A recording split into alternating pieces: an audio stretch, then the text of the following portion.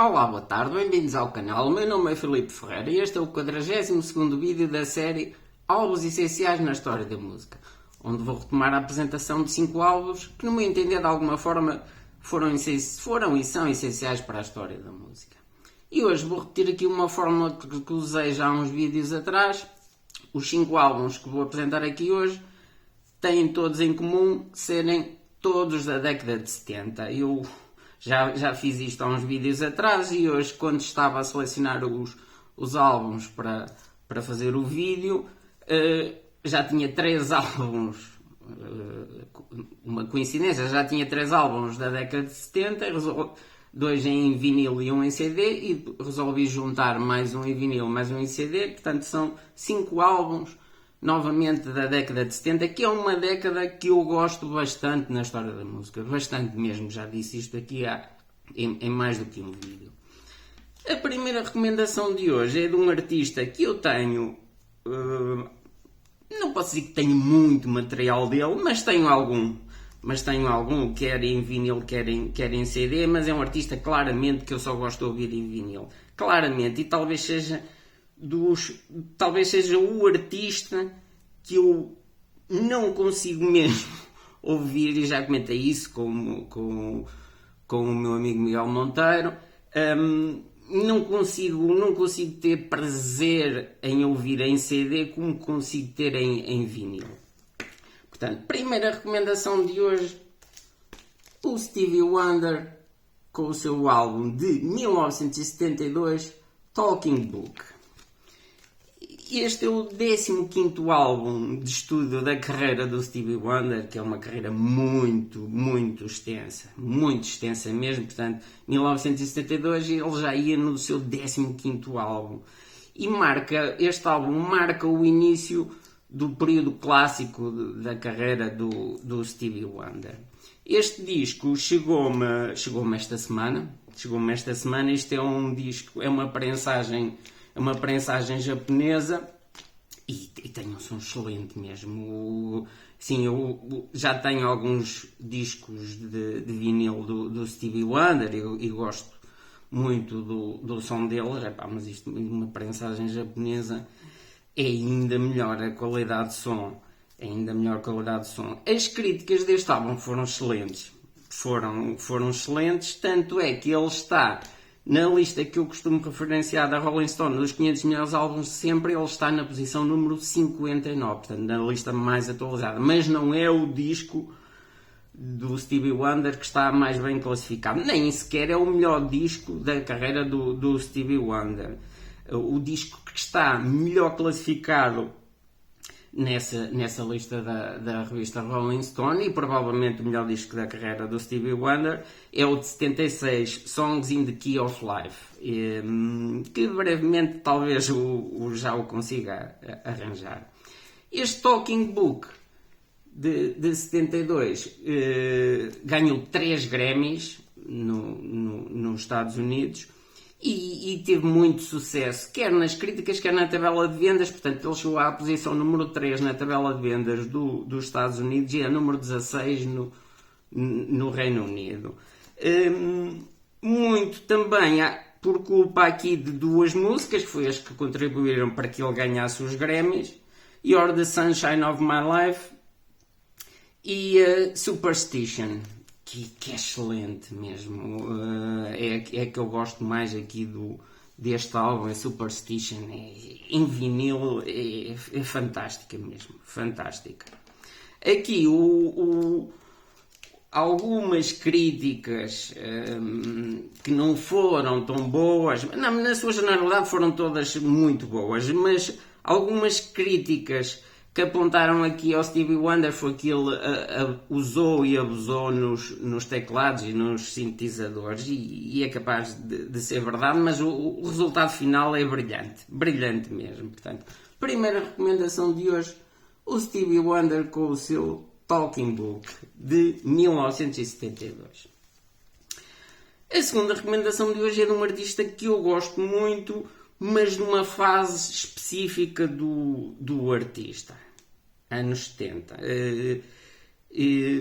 Anos 80 não gosto tanto, tenho alguma coisa do artista também de anos 80. Aliás, a maior parte do material que eu tenho do artista é quase tudo vinil. Tenho alguns CDs, mas nem nenhum álbum de estúdio em CD, portanto é tudo coletâneas e álbuns ao vivo. Portanto, segunda recomendação de hoje, um artista que eu gosto muito, nomeadamente a década de 70 e nomeadamente aqui este álbum, que é considerado a sua obra-prima. O John Martyn, com a sua obra-prima, claramente, Solidaire, de 1973. E este é um disco que dispensa apresentações, mas que infelizmente não é conhecido por tanta gente como deveria ser. Portanto, é o quarto álbum de estudo da carreira do John Martyn e é um álbum que se pode considerar de folk rock e folk jazz. As críticas também foram excelentes. Aliás, os 5 álbuns que eu vou trazer aqui hoje, todos tiveram críticas excelentes. Se eu às vezes trago álbuns que digo que uma ou outra é uma escolha pessoal minha, as críticas não foram tão boas, mas eu gosto, hoje os 5 álbuns têm em comum todos serem dos anos 70 e todos terem tido críticas excelentes. Este aqui não aparece na lista da Rolling Stone, que eu costumo referenciar dos 500 melhores álbuns de sempre, mas uma outra revista que eu gosto bastante, a revista britânica Q, coloca-o na posição número 67 dos melhores álbuns britânicos de sempre. E tem aqui uma música que foi dedicada, para mim a melhor música do álbum, a música que dá o título ao álbum e a música que abre o álbum, a Solidaire, que foi dedicada pelo John Martyn ao seu grande amigo que faleceu, e toda a gente sabe o que eu gosto do artista, o Nick Drake, que tinha falecido, penso que um ano antes, exatamente, penso que em 72, este é de 73, e o John Martyn dedicou aqui a Solidaire ao Nick Drake. Mas atenção, o álbum em si é tudo muito bom. Eu pessoalmente gosto bem mais deste Solidaire do que do Talking Book do Stevie Wonder. Admito que é um excelente álbum, mas eu pessoalmente adoro a fase dos anos 70 aqui do John Martyn e nomeadamente aqui este Solidaire. Este Solidaire, quem não conhece, e muita gente não o conhece, é uma indicação obrigatória mesmo da minha parte. Há aqui uma música que também é relativamente conhecida, talvez a segunda música mais conhecida do álbum, e provavelmente a segunda melhor música do álbum, May You Never.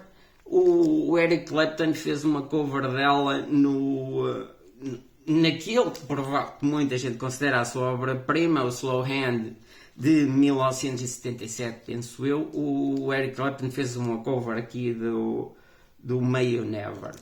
Portanto, segunda recomendação de hoje, um disco para o qual eu peço especial atenção, John Martyn, com o seu Solidaire, de 1973. A terceira recomendação de hoje é de uma artista, é o meu segundo álbum que eu tenho da artista, não tenho. É assim, se o do Stevie Wonder chegou-me esta semana, o do John Martyn já tenho há algum tempo. Este aqui ainda não tem 2 meses e é o meu segundo álbum da artista. O que eu tinha da artista não gostei nada, sinceramente não gostei nada, mas em função deste álbum ser muitas vezes referenciado como um grande álbum, como um excelente álbum, eu acabei por o comprar, embora o fiz porque o álbum é excelente. Portanto, terceira recomendação de hoje, a Marianne Faithfull, com o seu álbum 1979, Broken English. E este é o 7º álbum de estudo da carreira da Marianne Faithfull e que regressou aqui em grande aos discos. Ela regressou em grande aos discos depois de um interregno grande em que lançou álbuns fracos. O último álbum da Marianne Faithfull que tinha sido considerado bom foi em 1967, portanto foram 12 anos praticamente de travessia no deserto. Ela também teve muitos problemas pessoais mesmo, muitos problemas com droga. Depois teve um processo, a vida amorosa dela também foi muito complicada. Ela namorou uns anos com o vocalista dos Rolling Stones, o Mick Jagger. Inclusive depois perdeu a custódia de um filho, portanto ela esteve ali nos anos 70 completamente perdida, e regressou aqui em grande com o Broken English de 1979, que é considerada também a obra-prima da carreira da Marianne Faithfull. E as críticas foram excelentes e valeu-lhe inclusive uma nomeação para os Grammys nos Estados Unidos. É considerado um disco de New Wave, mas tem uma mistura de outros estilos musicais. Teve aqui um convidado ilustre, entre outros, mas a destacar o Steve Winwood, que é um músico que eu gosto bastante. Por acaso, acho que ainda não trouxe aqui nenhum álbum do Steve Winwood, nem dos Traffic, que era a banda de onde o Steve Winwood vinha. Portanto, terceira recomendação de hoje, um grande disco mesmo. Se calhar é o único disco que eu posso recomendar a 100% da Marianne Faithfull. Este destaca-se claramente de todos os outros. Portanto, terceira recomendação de hoje, a Marianne Faithfull com o seu Broken English, de 1979. A quarta recomendação de hoje, portanto, a primeira em CD, esta dispensa apresentações, a banda dispensa apresentações. Não trouxe ainda aqui nenhum álbum da banda nas recomendações dos vídeos, porque só tenho este. Já trouxe aqui num dos vídeos especiais de coletâneas e álbuns ao vivo, já trouxe um álbum ao vivo da banda. Disse que gosto da banda, mas tudo o que eu tenho basicamente resume-se a coletâneas e álbuns ao vivo. E muitas coletâneas mesmo. É que são muitas coletâneas mesmo. Portanto, quarta recomendação de hoje, os Led Zeppelin com o seu álbum de 1973, Houses of the Holy. É assim, Led Zeppelin, só álbuns de estúdio, só tenho mesmo este. Como disse, tenho muitas coletâneas. Em vinil também tenho uma coletânea, tenho um álbum ao vivo em vinil. Mas brevemente, portanto, provavelmente num dos próximos vídeos, irei ter aqui também já um álbum de estúdio dos Led Zeppelin. E que irei apresentá-lo aqui no canal porque é um disco obrigatório. Portanto, também o consegui numa prensagem japonesa, um vendedor alemão que eu descobri a semana passada, na loja dele no Discogs. Mais de 80% são discos japoneses e aquilo é uma maravilha. Eu já lhe fiz uma compra, já o recebi esta semana para experimentar e na quinta-feira fiz novamente nova compra, onde vem um disco de estúdio dos Led Zeppelin. Este é o quinto álbum de estúdio da carreira dos Led Zeppelin e teve muito sucesso comercial. Ele chegou logo a número 1 na tabela de vendas, quer do Reino Unido, quer dos Estados Unidos. E as críticas também foram excelentes. Tal como os outros 3 álbuns que eu já apresentei, as críticas foram excelentes. Ele aparece na lista que eu costumo referenciar da Rolling Stone, dos 500 melhores álbuns de sempre, e ele aparece na posição número 278. Não é de todo o álbum, porque assim, eu mesmo não tendo os álbuns dos Led Zeppelin, eu conheço bem os álbuns, e aliás já tive em CD o Led Zeppelin 3, mas emprestei-o e nunca mais o vi. Mas conheço bem os álbuns dos Led Zeppelin, mesmo não os tendo, porque tenho muitas coletâneas e ouço. É das poucas bandas, eu não sou grande fã de streaming, e não sou mesmo, mas é das poucas bandas que eu de vez em quando ponho a ouvir, a tocar álbuns deles. Portanto, conheço bastante bem a banda e gosto bastante da banda, mas só agora é que vou começar a comprar os álbuns, nomeadamente prensagens de fora, porque as prensagens portuguesas não são grande coisa. E eu agora, comparando com as alemãs e com as japonesas, vejo que as portuguesas estão muito atrás. Este álbum aqui, eu tenho, por exemplo, o meu amigo brasileiro, o Vitor Waitley, penso que ele o considera o melhor álbum dos Led Zeppelin. Eu conheço relativamente bem todos os álbuns de Led Zeppelin. Eu pessoalmente não concordo. Eu andaria ali. Os meus preferidos são claramente os 4 primeiros, embora aqui este seja um grande álbum. Eu acho que aqui este álbum marcou também um avanço nos Led Zeppelin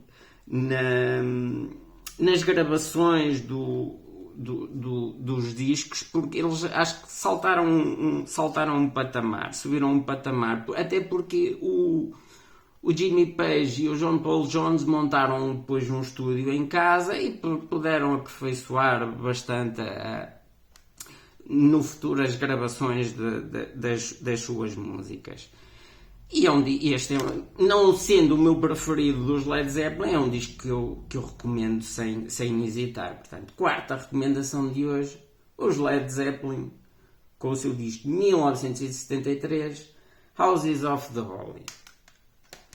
A quinta e última recomendação de hoje é de um artista que eu já trouxe aqui um álbum dele há uns vídeos atrás, talvez há uns 3 vídeos atrás, e disse que era um artista que eu redescobri mais recentemente, embora o fiz porque eu tenho 4 álbuns do artista e tenho coletâneas e já tinha os álbuns já há muitos anos e não dei valor a eles, e mais recentemente redescobri-os e é um artista que estou a ouvir com muito mais frequência e gosto bastante. Portanto, quinta e última recomendação de hoje, o Brian Eno com o seu álbum de 1977, Before and After Science.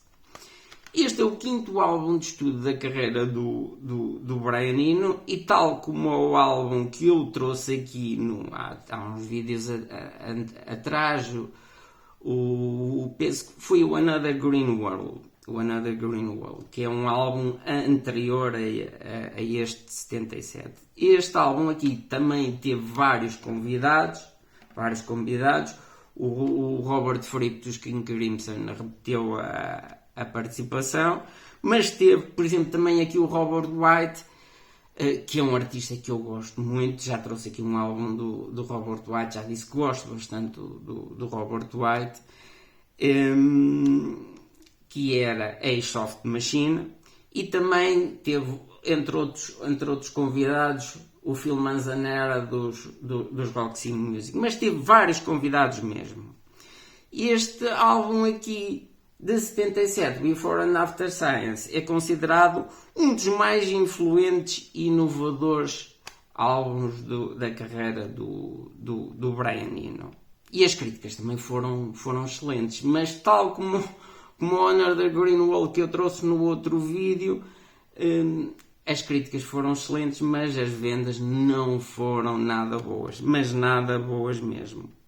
E é considerado um dos álbuns essenciais da carreira do Brian Eno, juntamente com o Another Green World, que eu já trouxe aqui, e com o Here Come the Warm Jet. Portanto, são considerados os 3 álbuns fundamentais da carreira do Brian Eno. E eu, por acaso, o Here Come the Warm Jet não tenho, mas tenho outros 2 e gosto bastante. Inclusive, um deles já consegui comprar também em vinil. Portanto, como ainda não apresentei aqui, irei apresentá-lo num dos próximos vídeos, mas em vinil, até porque é conjunto com um grande músico que eu gosto. Já trouxe aqui álbuns da banda que esse artista fazia parte, portanto irei apresentá-lo aqui num dos próximos vídeos, certamente. Portanto, quinta e última recomendação de hoje, o Brian Eno com o seu álbum de 1977, Before and After Science. Pronto, e por hoje é tudo. Vemo-nos no próximo vídeo. Uma boa tarde.